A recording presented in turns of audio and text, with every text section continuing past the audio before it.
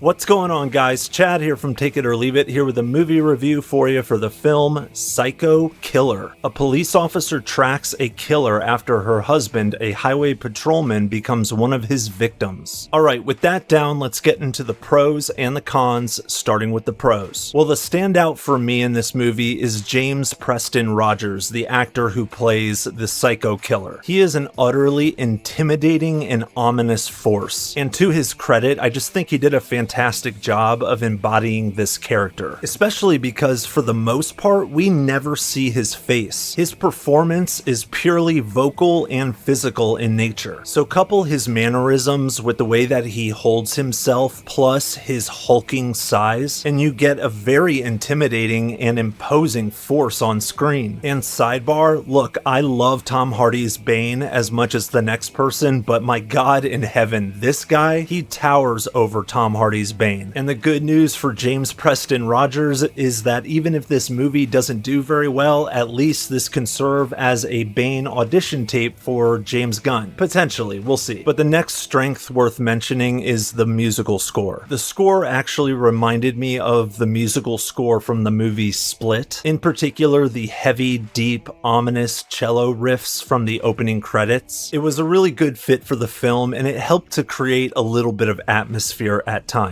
And lastly, for the pros, I did appreciate the Fincher-esque vibes. And while those vibes did shine sometimes, this does lead me, unfortunately, to the cons. The first, which just piggybacks off of the last pro that I just mentioned, is that this film just feels like Diet Fincher. I mean, it is clear that this film is inspired by films like Seven, which it comes as no surprise that the screenwriter for Seven wrote this screenplay. But it just goes to show you that you cannot mimic somebody else's style. We're gonna notice, the uncanny valley is a real thing. And unfortunately, this felt a lot more like Fincher mimicry than being inspired by Fincher. The next weakness for this film is the script. I mean, my God in heaven, it's just dumb at times. It's just real dumb. Like this film, it had me for a while. I was giving it the benefit of the doubt, I wanted to see where it would go with things. But without going into spoilers, at some point during the film, maybe about a third to halfway through, there's a confrontation at a motel involving our main protagonist, and it is a very public confrontation. But you wouldn't have guessed that this was a public confrontation when you go to the next scene, because the following scenes just act like none of that happened. It was one of the most bizarre things I've experienced in a movie. I thought that I lost time or something. Like, really, there's no ramifications for our main protagonist because of this public confrontation. Really? It made no goddamn sense when I was watching the film. In fact, I actually thought to myself, I wonder if there's gonna be like a director's cut, like an unrated cut of the film that's released whenever it comes out on streaming and Blu-ray. But unfortunately, the poor, dumb writing doesn't stop there.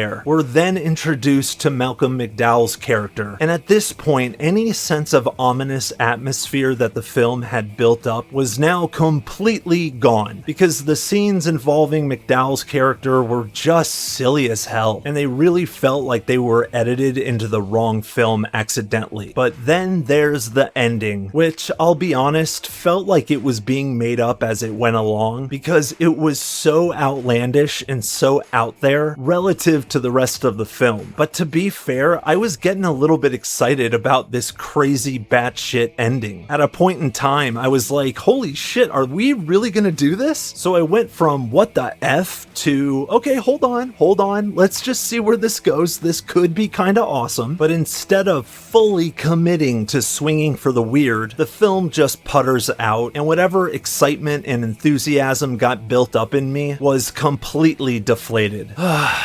What a waste. And unfortunately, other than Roger's ominous presence, there's just a complete lack of thrills and scares and gore throughout the film. And when you factor in all of these things, the result is that this film just isn't memorable whatsoever. I wouldn't call this a bad film, but I would say it is a complete waste of potential and is utterly disappointing as a result. And I gotta give Psycho Killer a 4.7 7 out of 10. But those are just my thoughts, take it or leave it. What do you guys think? Have you seen this movie yet? Was it as disappointing to you as it was to me, or did you really enjoy it? Let me know down in the comments section. Let's talk about it. And if you enjoyed this video but you want more information about what's on my watch list, what I'm currently watching, the kind of ratings I'm giving these films, as well as upcoming releases I'm looking forward to, don't forget to follow me on track.tv. My username is TIOLI_reviews. The link is in the description box. Go ahead and click it and start following me on Tracked, and I look forward to seeing you over there. And as usual, guys, thank you so much for stopping by my channel. I really appreciate it. Don't be afraid to hit that like and subscribe button. And until next time, I'm Chad from Take It or Leave It, and I'll check you later. Check you later. Check you later.